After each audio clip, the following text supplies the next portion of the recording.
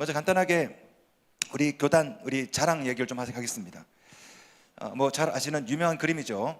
1907년 동로에 7인의 목사가 안수될 때 그때 7인 중에 2명이나 선교사로 나갔습니다. 2명. 한 명은 이기풍 선교사님, 최초의 타문화권 선교사, 제주도는 타문화권이니까요.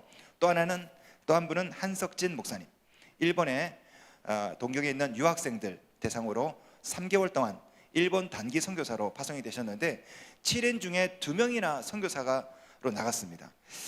1912년 장로교 창립 총회 때도 52명 중에 무려 3명이나 박태로, 김영훈, 사병순 이 세 사람을 산동성에 선교사로 보내면서 저희 교단은 동로회 창립할 때도 그랬고 또 총회를 창립할 때도 그랬고 항상 선교사를 파송했던 선교적 노회, 선교적 총회였습니다. 이게 우리의 아이덴티티죠. 산동성에 이 세 분의 선교사를 파송을 하면서 교단이 분리될 때 우리 이제 통합, 합동, 기장 분리될 때 이제 중국이 공산화가 되죠. 그러면서 산동성 선교가 힘드니까 어디로 갔습니까? 대만으로 내려갔습니다. 그때 어느 교단이 장자 교단이냐 따질 때 중국 선교, 대만 선교하는 교단이 장자 교단이다 이런 인식이 있어서 저희 교단도 합동 측도 서로 대만에 선교했던 그런 과거 역사가 있습니다. 결국 우리 장로교의 정통을 구분짓는 중요한 것은 뭐냐? 선교입니다. 선교. 산동성에 선교사 보내는 그 교단이 장자교단이다 이런 인식이 있었거든요. 저는 이 이야기를 먼저 여러분께 말씀드리면서 우리 교단의 정체성은 선교에 있다. 동로회 때부터 그리고 장로교 총회를 창립할 때부터 항상 우리는 선교회를 조직했고 선교사를 파송했다. 선교는 우리 교단의 일부가 아니라 사실은 우리 교단의 노회의 교회의 정체성이다. 그렇게 여러분께 말씀을 드리고 시작하고 싶습니다. 자, 그럼에도 불구하고 문제가 뭐냐면은 변화하는 그런 세계 지형 또 여러 가지 21세기의 새로운 선교 동향에 따라서 여러 가지 문제점들이 많이 도출되기 시작했다는 것이죠. 여러분 보시는 것처럼 교인 수가 점점 작아지고 있습니다. 교회도 점점 작아지고 있고 선교사 동원도 점점 힘들어져 있고 그러다 보니까 이렇게 우리 총회에 한 1,500명의 선교사가 있지만 이들이 또 은퇴해서 돌아올 때 그들에 대한 멤버십 케어, 은퇴 이후에 여러 가지를 지금의 조직으로서 감당하기 힘든 그런 딜레마에 빠졌던 것이죠. 자, 그러다 보니까 여러 가지 고민을 하게 되었습니다. 이런 여러 가지 상황에서 어떻게 개혁할 것이냐 늘 고민을 하다가 결국 3가지 정도로 저희들이 이제 논의를 해왔습니다. 우리 교수와 선교사와 목사와 모여가지고 이 3가지 신학의 개혁, 구조의 개혁, 정책의 개혁을 지난 10여 년간 계속 고민해 왔는데 오늘 이 시간에 간략하게 어떻게 신학의 개혁이 있었는지, 선교신학, 선교 구조는 어떻게 개혁됐는지, 정책은 또 어떻게 개혁됐는지 간략하게 브리핑을 좀 해드리도록 하겠습니다. 먼저 첫 번째로 총회 선교신학 개정에 대해서 말씀을 드리겠습니다. 이때가 제가 이제 박사 공부 끝나고 이제 한국에 막 선교학을 대전신학대학교에서 가르치면서 선교 연구위원으로 제가 선임이 되면서 아무것도 모를 때 처음에 오자마자 제일 먼저 했던 것이 이 선교신학 개정인데요. 우리 PCK 총회 선교신학은 우리의 선교신학으로 알려져 있는데 이게 1996년 9월 14일 제81회기 총회에서 처음으로 제정이 되었습니다. 81년 우리 통합측 선교 역사상 처음으로 정리된 선교 문건입니다. 우리 교단의 규모에 비하면은 좀 늦은 감이 없지 않아 있지만 어쨌든 96년도에 우리 서정훈 총장님 계셨을 때 그때 이제 우리의 선교신학을 처음으로 정립을 했는데요. 이 우리의 선교신학 96년도에 제정된 우리의 선교신학은 이반제리칼, 에큐메니칼 둘 다를 아우리는 통전적인 그런 선교 문건이었습니다. 쉽게 말하면 에큐메니칼, 이반젤리칼은 선교는 전도다. 에큐메니칼은 선교는 전도 플러스 큰 알파다. 이렇게 생각하시면 틀림이 없겠습니다. 근데 에큐메니칼, 이반젤리칼이 거의 100여 년 동안 계속 싸우다가 통정적 선교신학으로 이제 거의 수렴이 되었는데 한국은 여전히 에큐메니칼, 이반젤리칼 좀 나누어서 서로 합동과 통합과 서로 좀 긴장 관계에 있고 또 어려운 관계에 있었죠. 우리의 선교신학은 이것을 다 아우르는 통전적인 선교 문건이 들어가 있습니다. 자, 그런데 이게 이제 96년도에 나왔단 말이죠. 96년 이후에 지난 한 20년 이상 동안 새로운 총회 선교 신학이 이제 필요하다, 그런 필요성이 대두였습니다. 구소련이 몰락을 하고 민족주의가 발흥을 하고 막 지역에서 막 싸우고 세계화, 신자유주의 부작용으로 인해서 뭐 여러 가지 경제 위기도 생기고, 거기다가 새로운 21세기의 선교 동향에 기존의 우리의 선교 신학 문건이 조금 부족하다라고 생각해서 이 부분을 개정을 하자 논의가 생기기 시작했습니다. 2013년 선교연구위원회에서 이미모 교수님께서 처음 발제를 하셨습니다. 이거 개정하자. 그래서 그때 우리 교수들하고 의기투합해서 99회기 실행위원회에서 처음으로 추가 연구를 상정을 결의를 하고요, 101회기 그다음에 102회기의 총회에서 청원 후 허락을 받았습니다. 이때 2017년도에 남대문교회에서 총회 선교신학 개정연구위원회를 결성을 해서 주승종 목사님, 이정건 총무님, 김재환 간사부터 시작해서 쭉 보시면 아마 여기 또 많이 계시네요. 예, 결성을 해서 연구를 쭉 했었습니다. 이렇게 연구를 쭉 했습니다. 예. 그렇게 해서 4번의 전체 개정연구위원회 모임이 있었고 2번의 소위원회 모임이 있어서 2018년 7월 2일 개정연구위원회에서 최종으로 결의를 하고, 그리고 2018년 9월 13일 제103회기 총회에서 총회 선교신학 개정안이 최종으로 통과가 되었습니다. 여러분 보시는 이 우리의 선교신학 이 문건은 아마 홈페이지에 들어가시면 아마 올라와 있는 걸로 알고 있습니다. 이 문건을 필요하시면 제가 이 PDF 이것도 한번 제가 올려드리도록 하겠습니다. 이 문건의 특징을 간략하게 좀 소개한다면요, 몇 가지가 있는데 쭉 보시면 아시겠습니다. 이거 기독공부에 나와 있는 그런 평가인데, 그 중에 이 기사에서 우리 표현모 기자가 썼더라고요, 이 기사를. 예. 근데 우리 표 기자님이 빠뜨린 게 있어가지고, 왜냐하면 이 문건을 제가 만들었기 때문에 사실 우리의 선교신학, 개정된 선교신학의 중요한 부분은 빠뜨리면 안 되는 부분이 공공성입니다. 공공성, 그리고 공적 신학에 대해서. 그래서 선교 신학 안에 통정적 선교 신학 플러스 공공 신학, 그리고 공적인 선교에 대해서 넣어서 선교와 사회라든지 대사회적인 그런 부분에 대해서 많이 새롭게 업데이트를 한 선교 신학 문건입니다. 이 문건은 저희 통합 측이 만들었고, 현재 여러 교단이 저희가 만든 우리의 선교 신학 문건을 참조하면서 저희가 선교 신학을 선도하는 교단으로서 귀중한 문건이라고 말할 수 있겠습니다. 자, 이렇게 해서 신학의 개정이 있었고요. 그 다음에 두 번째로 선교 구조에 대해서 개혁을 좀 하자 논의가 생겼습니다. 그래서 선교 총회 세계 선교 기구 개혁 위원회가 또 결성이 되었습니다. 사실 우리 선교 구조 자체가 좀 문제가 있다, 우리 총회 세계 선교부를 좀 구조를 좀 개혁하자라는 필요성은 제가 보니까 이미 2003년부터 이미 대두가 되었더라고요. 제가 쭉 문건을 찾아보니까 저 때는 제가 미국에서 공부하고 있을 때인데 이미 88회 총회 때 기구개혁 논의가 처음으로 있었습니다. 그리고 2005년, 2018년 계속 이렇게 필요성이 계속 있다가 2018년도에 우리 장덕순 목사님 위원장으로 해서 총회 세계 선교 기구 연구위원회가 조직이 되었습니다. 이렇게 조직이 되어서 활동을 했는데요. 그래서 4번의 연구 모임이 있었고 3번의 소위원회 모임이 있었고, 2018년도에는 진세골에서 1차로 먼저 연구 결과를 발표를 했고, 2019년도에는 여론을 수렴해서 최종 연구 결과를 실행위원회에 이제 보냈습니다. 자, 요거를 설명하기 전에 여러분께 잠깐 몇 가지만 좀 말씀을 드리겠습니다. 먼저 용어를 잠깐 말씀드리겠는데요. 아마 여러분 중에는 이 용어를 좀 친숙한 분도 있겠고 또 아닌 분도 있겠지만 간단하게 설명드리면, 우리 선교 구조는 랄프 윈터 박사에 따르면 크게 이제 2가지로 구분이 될 수 있습니다. 하나는 모달리티 구조, 또 다른 하나는 소달리티 구조라고 할 수 있겠는데요. 이 모달리티 구조는 쉽게 말하면 교회 구조예요. 교회 구조.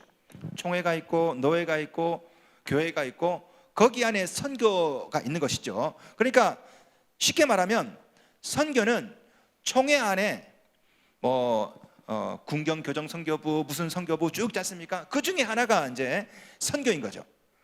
돈도 총회에서 나오고 인원도 총회에서, 그러니까 모달리티는 다시 말하면 교회에 소속된 선교 구조인데 소달리티는 좀 다릅니다. 이거는 선교의 구조예요. 쉽게 말하면 어떤 목적을 가지고 결성된 그런 선교회.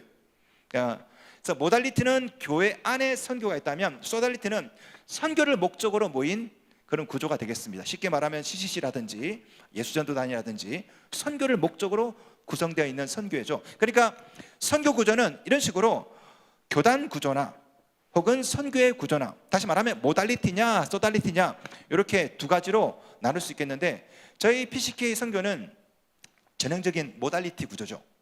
예, 돈도 위에서 나오고 인원도 위에서 나오고 이렇게 하라 저렇게 하라 위에 상급기관의 명령을 다 따라야 됩니다. 자, 모달리티 소달리티 장단점이 다 있습니다. 예, 모달리티 같은 경우는 어떤 통일성이 있죠. 총회랑 통일성도 있고 또 총회랑 정체성도 갖고, 하지만 단점도 있습니다. 역동성이 떨어져요. 그때 할 때마다 뭐 총회에서 다 결의해야 되고 돈도 받아야 되고. 자, 소달리티 구조는 역동성이 아주 좋습니다. 선교를 목적으로 구성된 모임이기 때문에 그때 뭐 사람 선교사 동원이라든지 케어라든지 혹은 재정적인 면에 있어서 굳이 여러 회의를 거치지 않고 선교에서 뭐 이렇게 결의하면 되기 때문에 선교의 구조는 역동성이 있습니다. 장단점이 다 있습니다. 장단점이. 하지만 선교의 구조는 좀 통일성이나 정체성이나 이런 부분이 좀 떨어지는 부분이 있고. 자, 장단점이 있는데 우리 세계 선교 기구 연구위원회에서 이 두 가지를 계속 논의하다가 두 가지를 안을 마련했습니다. 첫째는 독립안, 아예 합동 측 GMS처럼 KPM처럼 아예 나가자. 총회에서 아예 나가서 아예 S 구조로 가자. 선교의 구조로 가자.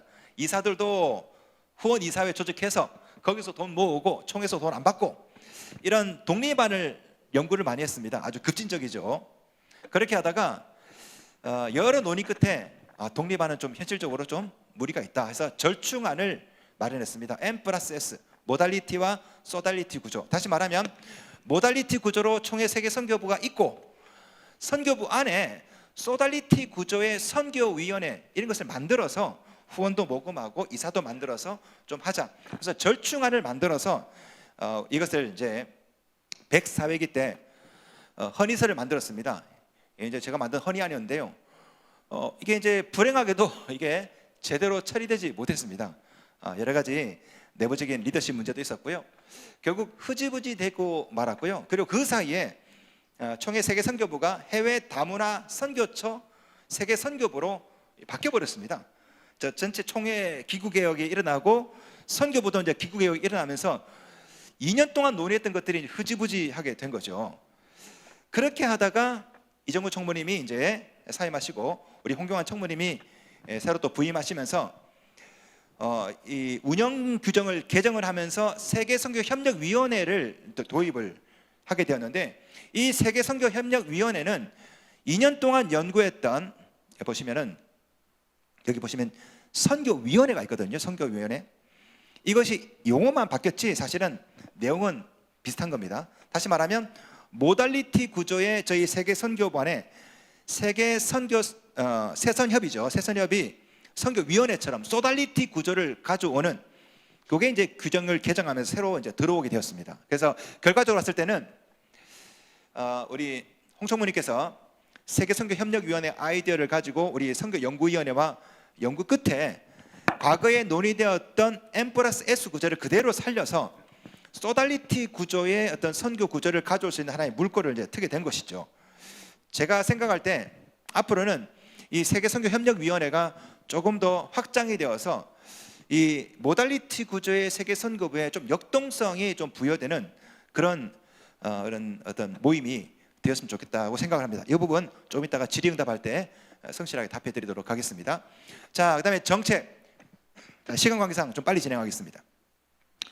선교 생명강 짜기로 대표되는 이 새로운 정책은 사실은 간단하게 말씀드리면요, 노예와 현지 선교의 자매 결연이 핵심 개념인데, 이 논의 과정을 가만히 보시면 사실은 생명강 짜기가 갑자기 일어난 것은 아니고 2002년도에 87회기 총회에서 치유화의 생명공동체 운동, 치화생이라고 하죠. 치화생. 2002년부터 2012년까지 치화생 있었는데요. 그 사역의 일환으로 생명 선교 목회에 대해서 우리 전임 총무이신 이정건 목사님께서 요 아이디어를 처음 생각을 하신 거죠. 요 아이디어를 처음 들은 사람이 접니다. 왜냐하면 대전신학대학교 706호 제 연구실에서 이정구 총무님이 총 오셔가지고 교수님 생명망짜기 하면 좋겠는데요. 그게 뭡니까? 물어봤어요. 설명을 쭉 하시더라고요. 그래서 제가 가만히 듣고 그거 신학적으로 말하면 선교적 총회론이네요. 그 당시 선교적 교회론이 인기였거든요. 선교적 노예론, 선교적 총회론. 그거 비슷하네요. 했더니 교수님 좋습니다. 하더니 뭘 만들어 왔어요. 근데 제가 처음에 총무님 이거 잘 안 될 것 같은데요. 사실 제가 처음에 좀 반대를 많이 했는데 우리 이정구 총무님이 강하게 드라이브를 걸어가지고 했는데 결과적으로는 대전 노예라든지 몇몇 노예는 잘 된 부분이 있지만 사실 이게 좀 흐지부지 됐던 부분이 있습니다. 그러다가 이 코로나가 딱 터지면서 우리 이 생명망짜기를 앞으로 어떻게 할 거냐, 계속할 거냐 말 거냐, 그러다가 선교연구위원회에서 경주에서 모여서 이렇게 결의를 했습니다. 읽어보겠습니다. 대한예수교장로회 총회 세계선교부의 선교 생명망짜기 사역은 코로나19 팬데믹으로 인해 당분간 선교사 돌봄과 멤버 케어 사역에 집중할 것을 제안한다. 이렇게 하면서 생명망짜기는 조금 뒤로 연기하는 것으로, 무기한, 그렇게 폐기는 아니고요, 무기한 연기하는 것으로 그렇게 결론을 내렸고, 현재 선교 생명망짜기 운동은 진행되는 곳은 있습니다. 하지만 더 진전이 이루어지지 않는 그런 상황 가운데 있습니다. 자, 세계 선교 운영 규정 개정, 이 부분도 사실은 4번에 걸쳐서 이미 있었고요. 우리 홍경환 총무님 부임하시면서 제일 먼저 선교연구위원회 규정을 개정을 하고 새롭게 선교연구위원회를 만들어서 결성을 했습니다. 그렇게 하고 바로 2년 동안 선교 운영 규정 전면 개정을 여러 차례 1년에 4번 이상 모였습니다. 좀 방대한 작업을 오랫동안 해서 드디어 2022년 9월 21일에 전면 수정된 총회 선교 운영 규정이 통과 발표되었습니다. 자, 이 부분은 사실은 지금까지 했던 규정 개정되었던 모든 것보다 훨씬 더 진전된 그런 규정 개정이 되겠습니다. 한번 보시면 되겠습니다. 자, 이 부분 수임 안건 잠깐 말씀드리겠습니다. 2022년 107회 총회 세계선교부로 질의된 수임된 안건이 있는데요. 여기에 대해서 지난번 부산에 모여서 선교연구위원회에서 모여서 여기에 대해서 이제 논의를 하고 거기에 답을 마련했는데요. 수임 안건 내용은 3가지입니다. 첫째는 전도 목사와 선교 목사 구분, 두 번째는 해외 전도 목사 관리 방안, 세 번째는 해외 전도 목사 현황 파악, 교육 관리 방안. 이게 이제 주요 골자인데, 자, 여기서 결과적으로 말씀드리면은 전도 목사하고 현행 선교 목사 구분이 위에 보시면요, 전도 목사는 국내외에서라고 되어 있죠. 선교 목사는 해외에서 되어 있죠.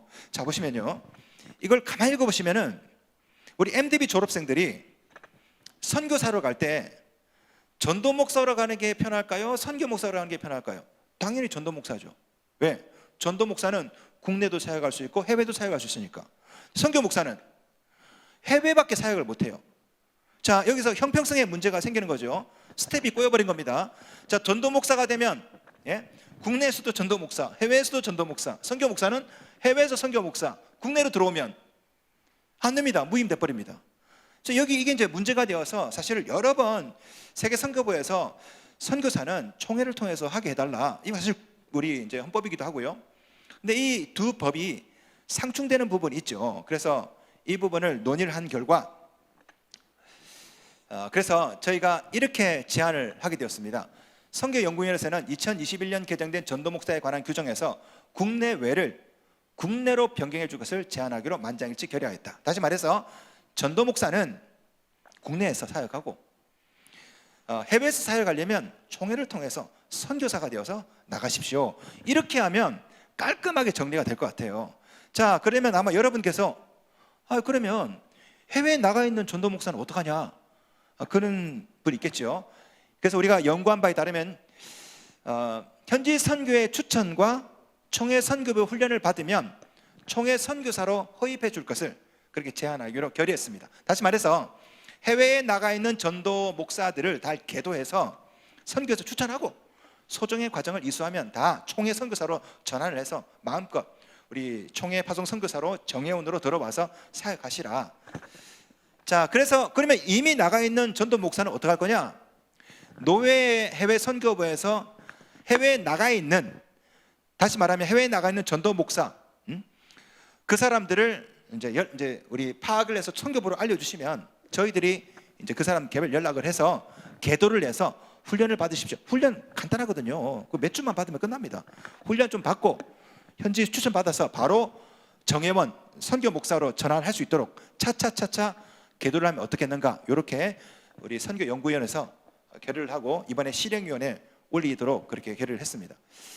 결국 요약하면요, 첫 번째, 2021년 개정된 전도 목사에 관한 규정에서 국내외를 국내로 변경해 주실 것을 제안합니다. 두 번째, 해외 사역 전도 목사의 선교 목사 전환을 위해 현지 선교회의 추천과 총회 선교부의 훈련을 받으면 총회 선교사로 허입해 줄 것을 제안합니다. 이 두 가지를 제안을 드립니다.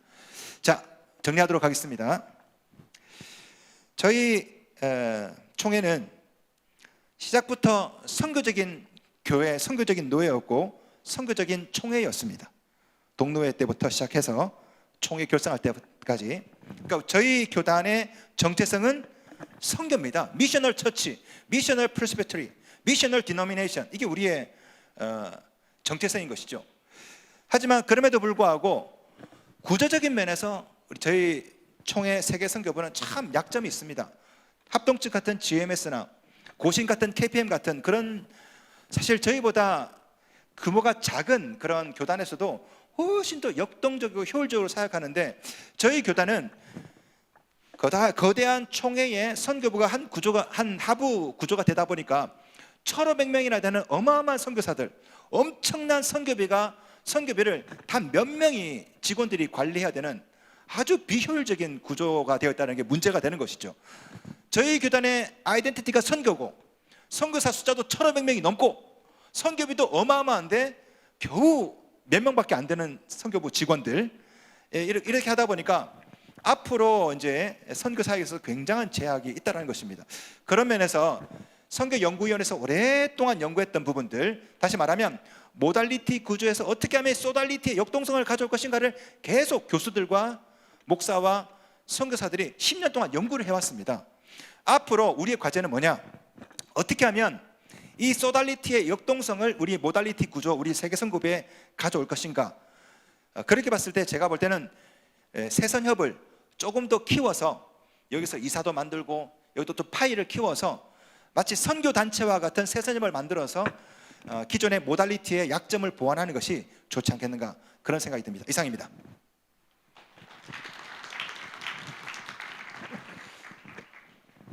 네, 질의응답 받겠습니다.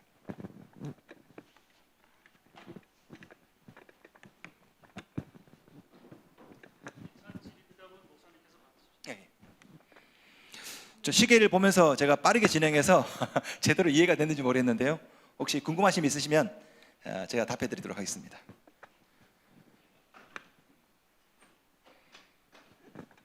네.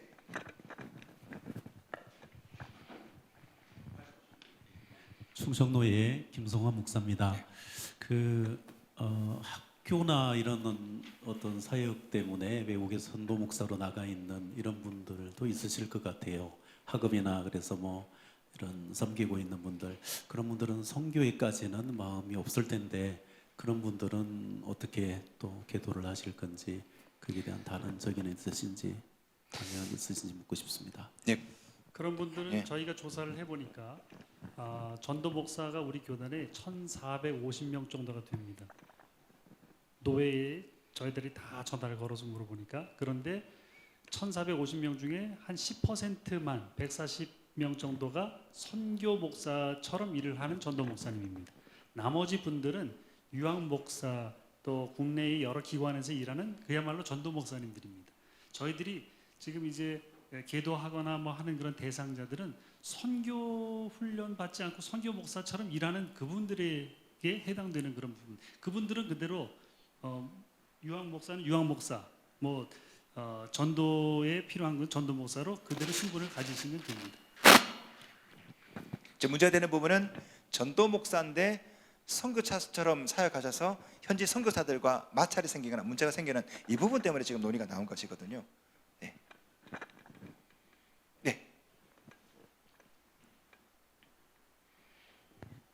그 모달리티, 소달리티 잘 설명 들었습니다. 합동 측에서 GMS로 이제 따로 운영을 하는데 제가 실질적으로 경험한 겁니다. 예전에 IT 지진이 났을 때 우리 교단은 그 모금한 36억 5천을 사회봉사부가 주도해서 지출을 했습니다. 그런데 그 합동 측에는 GMS가 주도를 해서 지출을 했는데 그 GMS가 거기도 한 35억인가 모금을 했는데 그 35억을 총회의 지시 없이 지도 없이 GMS가 그것을 운영을 하면서 큰 문제가 생겼습니다. 그래서 그 35억이 많이 모집했는데 IT에는 실질적으로 도움은 안 됐고 총회적으로 GMS 그러니까 합동 측에는 한 제가 알기로는 3년 이상 총회 때마다 그것 때문에 총회가 뒤집어진 적이 있습니다. 그러니까 이런 관계, 총회와 별도의 법인으로 운영될 경우에 총회 지시를 안 받는 이 GMS 운영위원 또는 이사회가 독단적으로 할 가능성이 있거든요. 이런 것도 우리가 잘 고려해야지 민첩하고 빠른 것 때문에 독립한다는 것도 굉장히 제가 보기에는 그때는 그게 너무 심각했거든요. 근데 지금은 어떻게 그 결과가 됐는지 모르지만 이런 것도 깊이 논의를 하고 마련돼야 되지 않을까 이런 저희가 생각이 듭니다. 그 부분을 연구를 했기 때문에 그래서 절충안을 마련했던 거죠. GMS 안에 이 GMS가 또 다른 총회가 돼버렸어요. 그 안에 정치적인 그런 뭐 암투가 많고 S 구조로 아예 나가는 것도 좋지 않겠구나. 그래서 절충안을 마련해서 세계 선교문은 그대로 있대. 그 S 구조, 소달리티 구조를 갖고 있는 위원회를 만들자 해서 나온 것이 이제 우리가 오늘 우리 선교 새선협이 되겠죠. 예, 좋은 지적 감사합니다. 네. 네, 용천로의 양인순 목사인데요. 아까 그 생명망짝에 대해 잠깐 언급하셨는데 전 총무였던 이종건 목사님 많이 애를 쓰셨는데 저희 용천로회 같은 경우는 인도네시아 동부 지역을 담당하고 있거든요. 저희 노회에서는 전부터 그 지역의 선교를 지속적으로 해왔었는데 제가 세계선교부 총무를 감당하면서 그 동부 선교사회 연결을 하고 대화를 여러 번 시도를 하고 있기는 한데 별로 이렇게 아까 지적하신 것처럼 이게 와닿지가 않는 것 같아요. 네. 노회와 관련해 있는 선교사가 뭐 많이 있으면 모르는데 뭐 총회에서 어떤 뭐 고려를 해서 배정을 하셨겠지만 실은 노회 입장에서는 우리 노회파 선교사가 없는데 그 지역을 돌보라고 하니까 네. 이게 정책적으로는 그렇게 됐는데 현실적으로는 저희가 관심을 가지고 지속적으로 그 지역을 케어하고 가기는 쉽지 않더라고요. 그래서 네. 아까 코로나 이후에 뭐 멤버 케어 쪽으로 이제 유지하기로 했다 그랬는데 현재 우리 홍경환 총무님은 이 생명망짝의 사역을 지속적으로 할 의향이 있으신지 아니면 그냥 이 선에서 그냥 멤버 케어 쪽으로 끝낼 건지 그래 노회 입장에서도 선을 좀 그어야 될 것 같거든요. 저희 입장에서는 보면 네. 제가 지금 저희 교단 선교 정책을 4가지로 강의를 합니다. 첫 번째는 저희 교단의 정체성인 복음주의 선교. 복음을 전하지 않으면 선교사가 아니다. 선교가 아니다. 두 번째는 에큐메니컬 협력 선교. 지금 엔코웨를 비롯해서 모든 교단이 한국 교회의 희망은 통합 측의 선교 정책이 있다. 그것이 우리는 동반자 선교, 현지를 중심으로 하는 선교. 현지 교회가 아무리 작고 연약하더라도 현지 교회의 자립을 위해서 애쓰고 그것이 됐을 때는 우리 과감하게 다른 곳을 또 개척하는 에큐메니컬 선교가 두 번째 우리의 선교 정신인데 지금 매우 세계적으로 또 한국적으로 주목을 받고 있습니다. 세 번째는 선교 창구 일원화입니다. 파송 창구 일원화, 재정 창구 일원화, 또 사역 창구 일원화.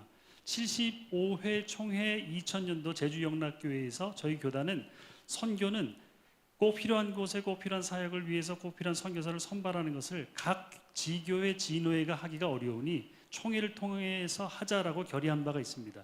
물론 잘 지켜지지 않는 부분이 있어서 갈등이 많이 있습니다만은 저희가 정책은 창구를 일원화하는 정책으로 지금 갖고 있습니다. 네 번째는 평신도 자원들을 더 개발하기 위해서 현지에 필요한 그런 사역자들을 연결하는 팀 선교 정책을 하고 있습니다. 지금 제가 4가지를 정책을 말했을 때에 저희 그 생명방 정책은 지금 보류되었고 연구위원회에서 연구한 결과도 지금 성공적으로 69개 노회와 현지 선교 69개를 매칭하는 데 있어서 성공적으로 대전 선호회는 카자흐스탄과 여러 교류가 있었지만 그 교류조차 없었던 그런 곳이 굉장히 많고, 그것이 단계별로 최종은 현지 법인체를 노회가 서포트하면서 모든 물건이나 이런 것들을 독립적으로 에큐메니칼이 아니라 우리가 운영하겠다고 하는 의지가 담겨 있는데, 거기까지 단계에 진행된 노회는 아직까지 한 군데도 없습니다. 그래서 지금은 선현위의 연구 결과대로 멤버 케어에 더 치중해야 될 때다. 그래서 그 정책은 유보가 돼 있는 그런 상태입니다.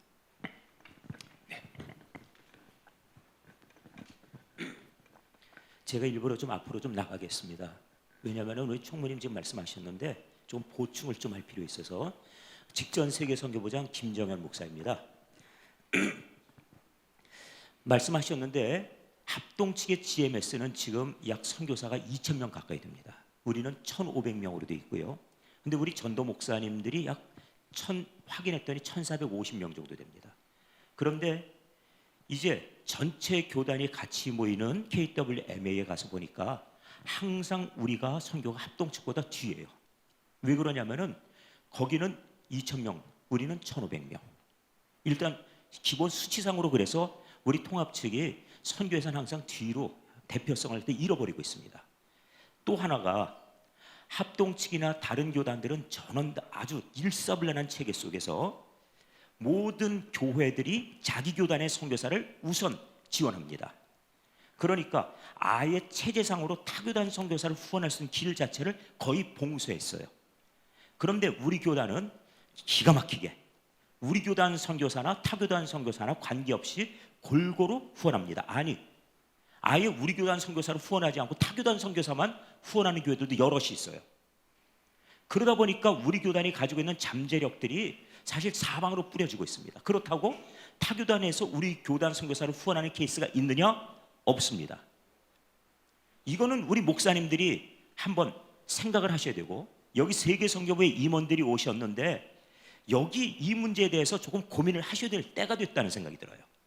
또 하나가 있다면은 목회하다가 나는 목회가 지금 이제 힘드니까 선교사 나가겠다 그러면은 그냥 아는 목사님들끼리 아름아름해서 노예 파송이라고 해서 막 보내요. 아니면은 우리 교회 장로님 뭐 가족 가운데 선교사 나가려고 그러는데 그래서 교회에서 그냥 파송해 버려요. 이런 케이스가 많다 보니까 이분들이 나가서 우리 교단에 있는 선교사님들하고 어울리는 게 참 어렵습니다. 갈등 관계가 있든지 아니면은 나중에 교단에 불만을 토로해요. 세계선교부에서 우리한테 뭐 해준 게 있다고 그러냐고. 그러면서 노골적으로 불만을 얘기합니다. 그런데 그분들이 총회 훈련을 받은 것도 아니고, 그렇다고 해서 그분들이 이 모든 과정 속에서 동참한 것도 아니면서 불만만 있어요. 왜? 우리 언제 관심 써줬냐고. 이것도 불합리합니다. 실제로 지금 총무님 말씀하신 것처럼 우리 교단 총회에서 선교사는 일사불란하게 총회를 통해서 파송하기로 되어 있는데 이런 의식을 가지고 있는 노회나 아니면 교회들이 얼마나 있냐는 거예요. 이 부분에 오늘 여기 오셨으니까, 교수님 죄송합니다. 많이 말해서. 네, 여기 오셨으니까 이제는 이 부분에 대해서 조금 집중하고 의식을 좀 가졌으면 하는 바람이에요. 그래서 총회가 선교사들을 관리할 수 있도록 해달라. 거기다가 훈련받지 않은 선교사가 가서 이 선교사 사회 속에서 갈등을 만드는 일, 우리 모임 속에 들어오지 못한다 하는 것 때문에 거기 안에서 또 다른 어떤 그런 다른 어쩔 수 없는 갈등 구조죠. 그런 것들이 발생하지 않도록 좀 해달라. 또 하나의 문제는 그분들이 교회로부터 선교 헌금 받아서 어떤 나름대로의 선교지의 자산을 갖다가 확보하게 되면은 이분들은 기본적으로 우리 총회 안에 자산을 집어넣을 수 없어요. 자격이 안 됩니다. 그러다 보니까 이분들이 은퇴할 때가 되면은 이제 은퇴가 쏟아지게 될 거예요. 앞으로 조금 더 지나면 이분들은 자산을 따로 어떻게 볼 수가 없습니다. 최선의 방법은 무엇이냐? 팔아서 자기가 갖는 거예요. 상황이 이렇습니다. 교회가 그걸 관리한다고 그러는데 현지에서 본인이 그걸 팔아서 그걸 가지고 어디로 잠적해도 아무도 이것에 손을 댈 수가 없어요. 그러니까 총회라고 하는 이 기구 안에 빨리 우리 선교사님들이 가지고 있는 선교사의 이 선교지의 자산들을 거기 편입시킬 수 있도록 그런 것들도 지도해 주셔야 된다는 겁니다. 오늘 제가 이런 정도 말씀드리면서 기왕 강노회에서 여러분들이 오셨으니까 한번 점검들을 해주시길 부탁드려요. 여기 부장님도 오셨고 또 그다음에 서기 목사님들이나 아니면은 그밖에 실행위원들 오셨으니까 우리 노회 안에 있는 노회 파송 선교사님들의 실태는 어떠한가? 선교지에서 지금 재산 관리는 어떻게 되고 있는가? 이런 것들을 한번 점검하실 때가 되지 않았나 하는 그 생각이 들어서 당부와 부탁의 말씀드리러 나왔습니다. 시간 오래 끌어서 죄송하고 또 들어주셔서 고맙습니다. 네, 우리 한 번만 딱 질문 더 받겠습니다. 마치 마무리하기 전에 안 계십니까? 네. 예.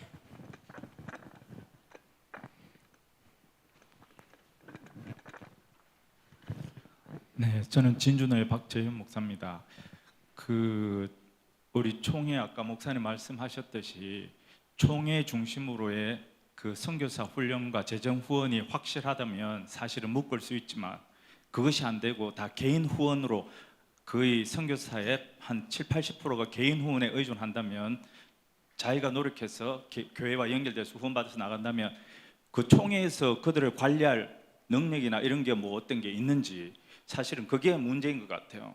그냥 그분들을 개인의 능력과 노력에 의해서 내버려 두면 총회로 귀속할 수 있는 능력이 각자 알아서 도생한다 뭐 이런 얘기들도 있을 것 같고 그래서 그런 문제들이 좀 되고 총회는 선교사들을 좀 이렇게 한다 그렇게 하면 뭐 우리 책임져 줬느냐 이런 선교사들부터 그런 얘기가 안 나올 것 같은데 그런 어떤 앞으로 모색 그리고 총회 선교부에서 만약에 개 교회별로 받아 나가는 분은 나가지만 못하는 분에 대해서 어느 정도 좀 그들을 향한 재정적인 것 여러 가지 지원에 대한 대책이나 논의가 있는 것인지 이런 걸 좀 묻고 싶습니다. 네, 우리 부장님께서 답해 주셨습니다. 지금까지 우리 총회 선교사님들께서 교회의 후원을 주 후원을 받아가든 또 여러 협력 후원을 받아서 해외에 나갔고 그래서 이제 교회와 선교사와 관계가 긴밀하게 진행이 되지요. 진행이 됐기 때문에 우리 총회는 또 기본적으로 선교 정책이 모달리티이기 때문에 총회가 간섭을 지금까지 안 해왔어요. 안 해왔고 또 간섭을 조금 행정적인 문제가 있어서 간섭을 하려고 할 때 선교사님들은 왜 교회 후원 받아서 내 열심히 하는데 총회에 간섭하냐, 무슨 자격으로 하냐 이렇게 흘러온 것이 사실입니다. 사실인데 이번에 코비드를 통해서 이게 지금 급격하게 패러다임 바뀐 거예요. 이번에 코비드 때 선교사님들이 굉장히 급격하게 산소 호흡기가 필요했고요, 에어 앰뷸런스가 필요했고요. 그다음에 그 지역의 그 나라의 코비드 상황을 그 나라는 모르는데 우리나라 정부는 알아서 그걸 가지고 당신들 거기서 위험하다 철수해라 이런 정보를 총회 세계 선교부를 통해서 공고를 받는 거예요. 그러니까 이제 선교사님들도 이제 이렇게 패러다임 바뀌기 때문에 총회 세계 선교사 되어야 되겠다는 그러한 마음을 갖고 있어요. 갖고 있는데 그런 행정적 서비스만 가지고는 안 되니까 그래서 이제 우리 연구위원회에서 이야기했듯이 우리 김철민 목사님이 위원장으로 있는 선연위에서 고민을 많이 해서 소달리티 플러스 모달리티를 해가지고 이게 중간 우리가 아까 목사님 이야기했듯이 완전히 소달리티도 역작용이 있어요. 그래서 모달리티를 하다 보니까 지금 우리 선교사들이 불만을 갖듯이 그럼 가운데 모양이 뭐냐 하면 그것이 선교협력위원회입니다. 선교협력위원회를 지난 코비드 때문에 자연스럽게 시작이 되어서 작년에 우리 김의식 목사님이 멤버 케어라고 해가지고 위원장을 맡았다가 부총회장이 나오시는 바람에 이제 두 번째로 주승종 목사님 맡으셨는데요. 내일 모레 총회에서 우리 교단의 선교사를 한 분에게 100만 원 이상 지원하는 교회를 마더 처치라 해서 그들을 몇 명이죠? 250명을 내일 모레 총회를 좀 오십시오 해가지고 주승종 목사님이 점심을 사고 저희들이 이 문제를 같이 공유를 하면서 이제 거기서 우리가 소달리티 개념을 조금 갖고 와서 마더 처치인 목사님들이 그 교회에서 보내고 그 선교사를 교회에서만 관리하지 마시고 5만 원이든 10만 원이든 선교협력위원회에 모금을 좀 해주시면 그 돈을 가지고 이렇게 선교사들의 환경의 패러다임에 급격한 변화가 일어나고 위험할 때 뭐 에어 앰뷸런스를 보낸다든지 산소 호흡기를 보낸다든지 뭐 그랬을 때 이거를 지원함으로 인하여서 우리가 그냥 사생아 같았던 선교사들을 이런 식으로라도 품다 보게 되면 선교사님들하고 교단하고 관계가 조금씩 더 끈끈한 관계가 설립되지 않겠는가. 그래가지고 중간치로 만든 것이 선교협력위원회. 작년에는 멤버케어위원회인데 선교협력위원회로 이제 우리가 중간 모양을 갖추어 가려고 합니다.